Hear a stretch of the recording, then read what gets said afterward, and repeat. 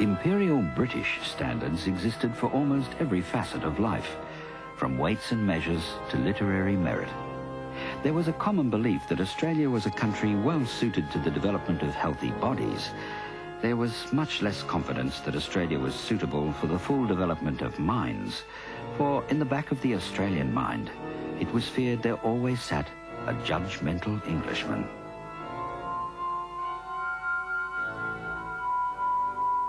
In 1871, the writer Anthony Trollope noted that Sydneysiders felt the need to seek confirmation from him, an English visitor, that their harbour was, indeed, beautiful.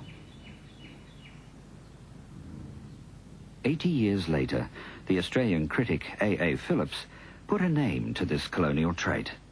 He called it the cultural cringe.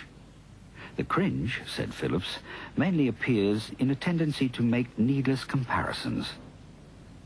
One does have this tremendous sense of isolation in Australia, to 12,000 miles away from anything, and that this is where the action supposedly is. And I think this, impression is justified after being here now for a period of time, certainly where the cultural action is. It would be very hard to be satisfied going back to Australia. I mean, my reaction to the whole business about going back is that, rather like Augustine's, God give me chastity and continence, but not yet.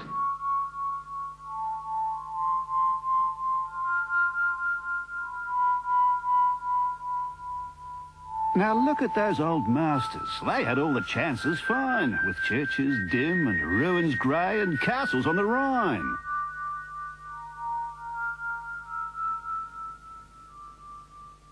The fundamental inappropriateness of northern standards to a southern continent was to become central to the awkward development of Antipodean culture. Even the seasons were wrong.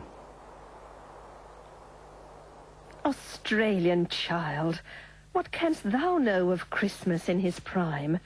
Not flower-wreathed, but wreathed in snow as in yon northern clime. Australians of European origins were not at first a different people. They were Britons in exile. Even after generations of separation, they had no difficulty in picturing scenes of home in their mind's eye. The real world was in England, where there were English gardens and there was proper music, and there was the great mystique of the buildings of the old world, the theatres, the Palace of Westminster, Buckingham Palace. This same fantasy that people would have had in Ceylon as it was then. That in London the streets would be paved with gold. The Nigerians even had a wonderful term for it. They referred sometimes to people who were blessed with overseas status as the been-tos, as in been to somewhere important.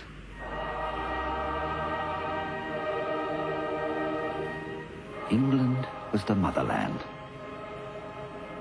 The devotion of Australians was almost religious. The first girls' school story I ever had was given to me as a Sunday school prize when I was 9 years old. And it was, obviously, as these stories all were, it was set in England. But that was the normal thing, I think, for Australian girls growing up in the 50s.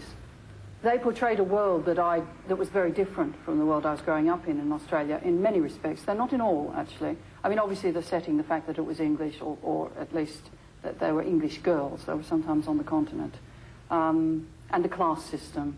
Those sorts of details were very different. What was similar, oddly enough, was the fact that it was a world of girls. They were talking about girls' schools, and I went to a girls' school, which was, of course, being an Australian girls' high school, modelled on the English ones, and had lots of English traditions. As a kid, I read some magazines called the Magnet and the Gem and Boy's Own Paper, and suddenly I began to see a new world in terms of not only educational institutions, English public schools, but also in British habits and customs and so on and so forth. And curiously enough, all this came home to me when, in 1955, I was sent to England to work with the BBC for the best part of a year prior to coming to Australia to set up the television service. And it was rather remarkable because once I was in London and toured around the countryside a bit, everything fell into place. In Australia, religious institutions existed as much to provide comforting images of home as they did to provide spiritual succour. The Church of England never became the established church, propping up state and society as it did in Britain. In the Australian colonies, Anglicanism had to vie with vigorous nonconformist and Catholic churches for the tax-free religious territory. The first thing you have to remember about religion in Australia is the background it came from. That's one in which religion was at a very low point in both Britain and in Ireland. In fact, the Industrial Revolution and the changes in British society had meant that as a social force, religion was very much in decline. So what we got out here was a diluted and a weak version of religion, perhaps at its best. And also, I think we have to remember the purposes for which this country was set up, and that was, of course, as a convict settlement. So consequently, religion didn't feature in the scene except as a disciplinary moral force. The picture we have of religious England is, of course, of the small villages and the village curate and so forth. Well, that was simply out of date.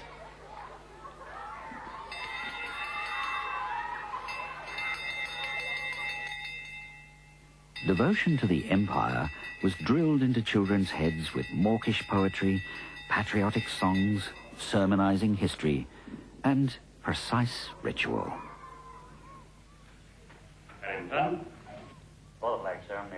Throughout Australia, government primary school children were ordered to chant such catechisms every Monday morning. There was no such ceremony in British schools. I honour the flag. I will serve the Queen. And cheerfully obey my parents. Teachers. And the laws. In 1914, the Victorian Ministry of Education directed that it is the duty of teachers to impress upon the children that they are to be citizens not merely of Australia, but also of a great empire. The purpose of this imperial propaganda was as much to sustain the claim Australians had on Britain as to sustain the claim that the Empire had on its distant subjects. I can remember that we celebrated Empire Day every year with quite a ceremony. I mean, it seemed to occupy an entire morning. And we sang patriotic songs, and that's why I can sing Rule Britannia, although I shan't do it now, even now. And also we sang Advance Australia Fair, and I can remember the second verse of that, which is the one that talks about true British courage bearing gallant Cook on. Because we must have sung those every year, so that was very important. I loved it, of course, because I loved singing, I loved the pomp and ceremony and so on. And it was important, as I recall. But as for the ideological associations, I'm not sure about that. The private schools, which like to call themselves public schools after the English fashion, attempted to secure their status as first cousins once removed by aping the forms and curricula of their English models. They succeeded in achieving an uncanny resemblance, which secured them a superior position in Australian, if not in British, society. The fees at Clyde's are $600 a term, $1,800 a year, and that doesn't include the extras like piano, guitar and riding lessons. But it does buy a schooling where the student-staff ratio is an enviable 8-to-1, and an educational background that's a social passport in later life. For middle-class Australians, many of whom had jumped a class by migrating, it was crucial to attain the manners and symbols of class status. Australia has always been a class-divided society, even though half of Australia believe it hasn't been, but it always has been, right from the moment that Captain Phillip landed ashore. It's always been based on authority, and based, in a sense, on the rule and the model of the gentleman, the English gentleman. But the model of the English gentleman did not quite fit the colonial circumstances. Most of the English, Scottish, Irish gentlemen who came out were not rich, and the rich who made the money here were not gentlemen. And most of those who went into public life, because it was a democracy, were not gentlemen, and gentlemen didn't go into public life because they weren't wanted, or they were too fastidious. Not nowadays, of course. Those who held the land, on the whole, in Victoria anyway, were not gentlemen, and most gentlemen were landless, whereas it was traditionally regarded as part of being a gentleman that you had an estate. A lot of them went native, particularly those who were squatters. They found they had to work alongside their men, that life became a sort of rough picnic for them. You do find a difference between the colonies which are settled by married families, where the women, rather like the memsahibs, are very strict about keeping the rules, and colonies like Port Phillip, later Victoria, and Moreton Bay, later Queensland, where it's young bachelors who like the idea of just being able to do what pleases them. But there always comes a point beyond which they will not go, and it's discovering that nice point where they will lose caste entirely if they turn up at Government House in moleskins or something like that. Imperial themes echoed through the classical Oxbridge quadrangles of the universities, which were dominated until the early 1960s by British or British-trained professors and lecturers. George Arnold Wood, who was my predecessor in the Chalice Chair here at Sydney, is in many ways a very interesting example of the themes we've been talking about.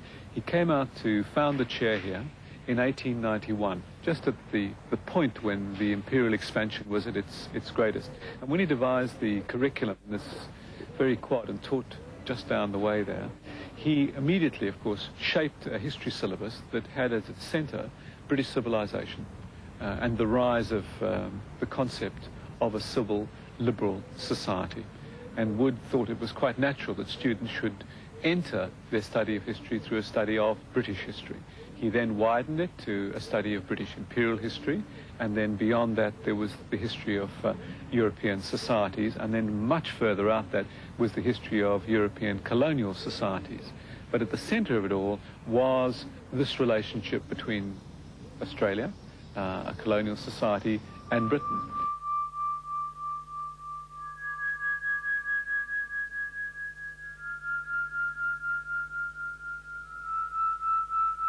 I know an English academic who was finishing his PhD at Oxford. He hadn't finished it.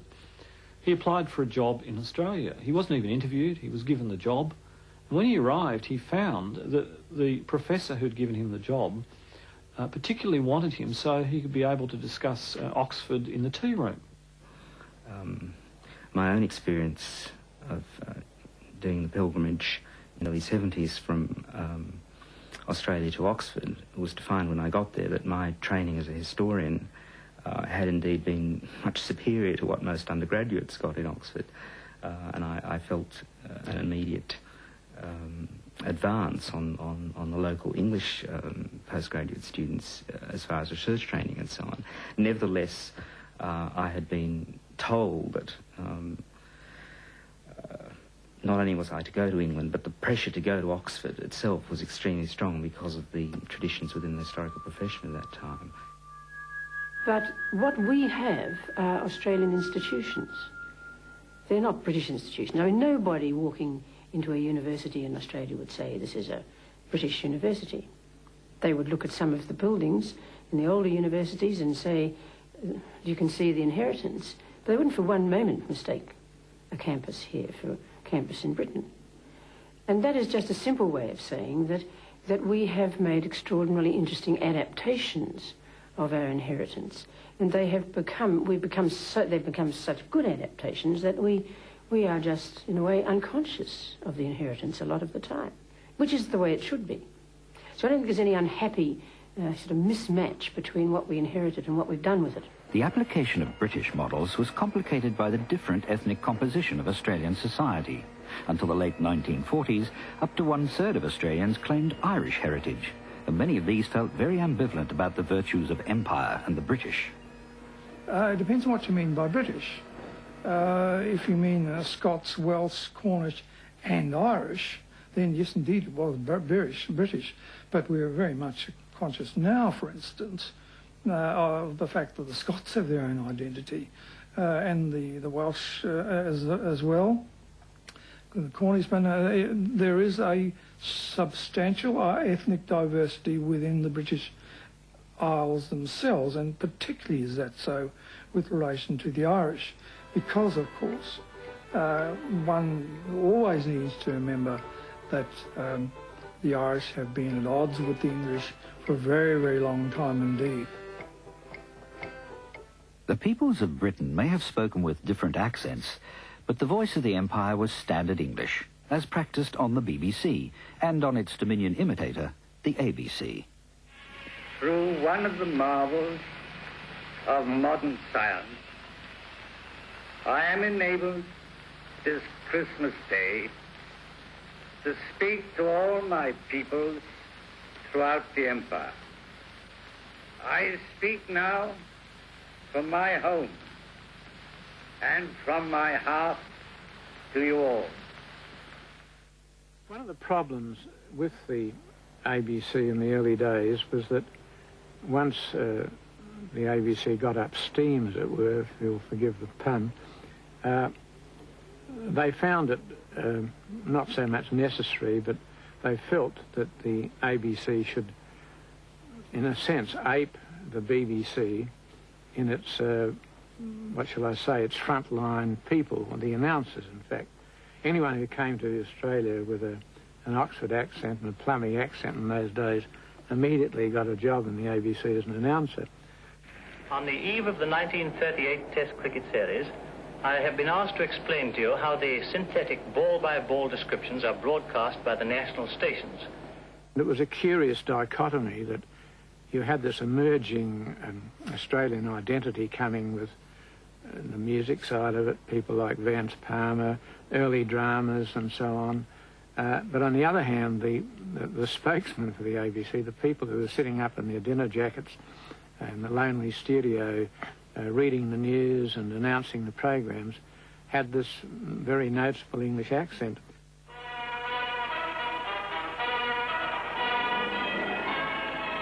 This is the ABC broadcasting through national, regional and shortwave stations.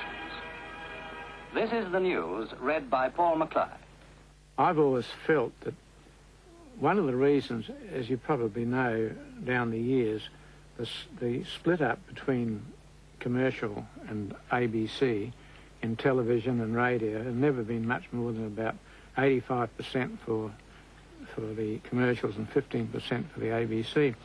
And I rather think that a lot of this was due to that lack of foresight in the early days in not getting announcers who spoke at least with a recognisable Australian accent. Hello there, and good evening, ladies and gentlemen, and children. This emblem that you've just seen is tonight the symbol of a historic occasion, the opening of the national television service, which of course is your television service. The visit home was very important. Most people who could afford that lengthy tour back to Britain were, of course, products of private education, where they were taught, as likely as not, by English teachers, because any private school with social pretensions made sure that its headmaster and its senior masters had an Oxford or a Cambridge MA. Now, when you went back to England for the first time and saw it, there was a romance and a magic about it. Robert Menzies, when he went back for the first time in the 1930s, was able to see the landmarks he'd only been able to read about for 40 years. But there was an ambivalence of reception that unsettled many Australians. They thought of themselves as filial and acceptable to polite society, as representatives of imperial society. They found that they were treated quite often with less consideration or less attention than they'd expected. Characteristically, they were astounded by some of the things they saw. A striking example of this is during the Great War, when several 100,000 Australians go back in uniform to England. And from their letters back to Australia, we can see that they are thunderstruck by the poverty and the rigidified class structure that they encounter. These were things that clearly their education had not prepared them for, and things that jarred their Australian sensitivities. And it was when they went back that such people, in a sense, became aware that they were no longer part of some extended imperial family, but were indeed distinctively Australian and less likely to apologise for it. There's a great gulf between English people and Australian people, and Australians are never totally accepted in London. You can get very, very close, but ultimately there's a gap. And I think to bridge that gap, you do things, you know, you create things, you sort of force yourself upon somewhere like London.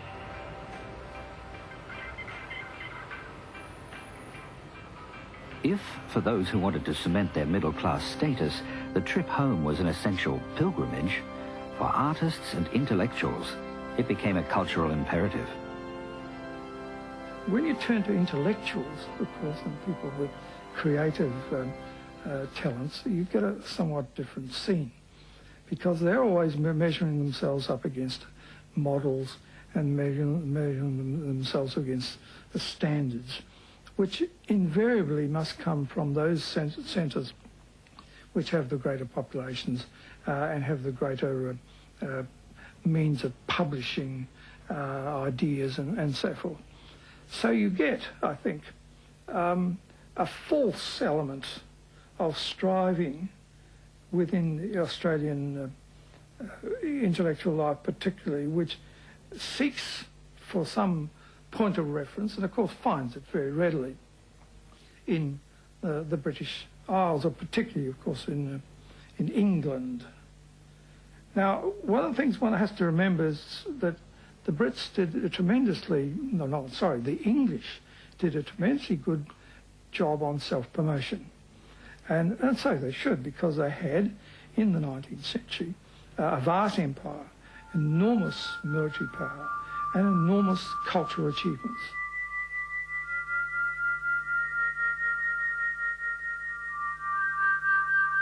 The cultural paradigms from Britain are absolutely the basis of everything we've done in Australia. If you ask yourself, what would have happened if we'd been settled by the French, or the Germans, or the Italians? You know, we'd be speaking Italian, French, or German, and because of that, we'd have absorbed a great deal of those cultures, and they would have been the basis for whatever we did. We'd have been an Italian-speaking and a community linked up to the Italian past. So the same is true with Britain, and Australian writing, which is, of course, the thing that interests me most, is not really comprehensible unless you do know the British classics.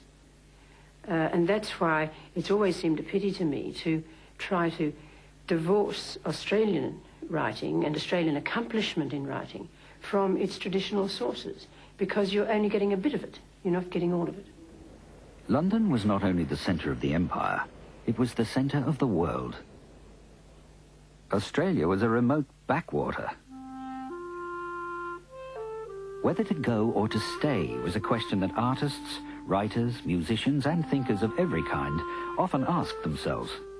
Louis Esson wrote to Vance Palmer in 1917, "There's no help for it. I advise you strongly to pack your trunks as soon as you can. It isn't fair to yourself to get lost in Australia." We have historians telling us now that the country was not nearly as anti-intellectual as we're making out, but I think people going across certainly thought it was, whatever. However much you may say it wasn't so much anti-intellectualism as intellectual neglect or non-intellectualism. Nevertheless, the feeling was that this was a place where the mind would not be irrigated. And I think the geographical isolation certainly compounds that. There seems to be in some of the expatriates who are still with us today, like Robert Hughes or Peter Conrad, or Clive James indeed, a sort of omnivorous urge to gobble up a world of knowledge and sensation from which they felt excluded as children growing up here. Get out of this country. It's no good for any artist.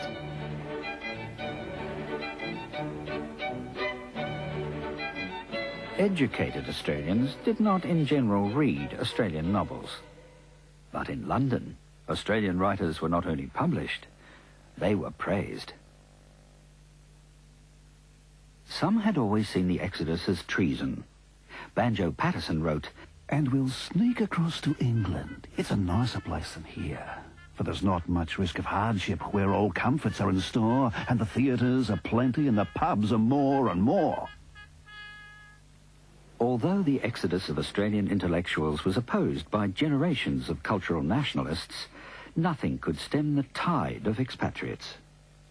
As a self-conscious pilgrimage, I think Geoffrey Searle once said the tide turned around the 1970s, and there's certainly a diminishing flow of expatriates. But I still think there could be new breeds of expatriates if again we become somehow isolated or lose that sense of freedom and newness, or the possibility of realising our freedom and newness. In all cultural spheres, Australia was very much a colony or a province. The idea was there was a division of labour. We'd look after the wheat and the wool. As I said, we'd provide the soldiers and also some cricketers. But the cultural industries would be in the metropolitan centre. Now, of course, we may be having a new version of that today with the internationalisation of culture. We may have a world where, under the influence of Rupert Murdoch, satellite television, Ted Turner, etc., where cultural centralisation will occur again. So where does this leave Australia? We can state it simply by adapting a famous phrase. What has happened is that technology has abolished the tyranny of distance. We have to get used to a new reality. Australia is actually now well located. British models were first imposed, then voluntarily internalised, and finally were obliged to make room for paradigms from beyond the empire.